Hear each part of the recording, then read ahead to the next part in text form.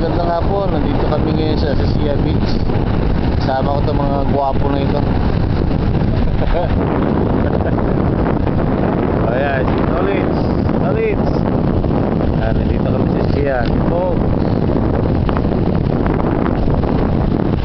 Parang Chito, matagal niya nang gusto pumunta rito. Ngayon ko lang naisipan eh.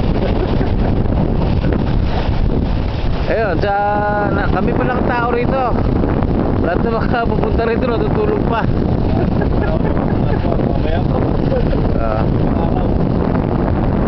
Ito yung Sia Beach. Pagdating ng hapon, puno na ng camel dito, ng kabayo, ng motorboat, tabi ng dagat. Ayan.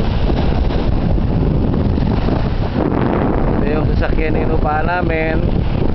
Lapit na namin sa ulo ito.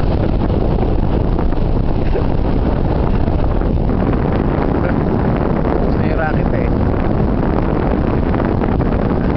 Busy sa nakakuha ng video niya eh.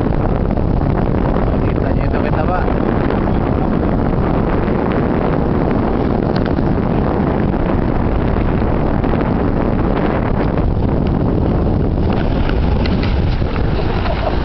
Mamaya babalik kami rito pag marami ng tao.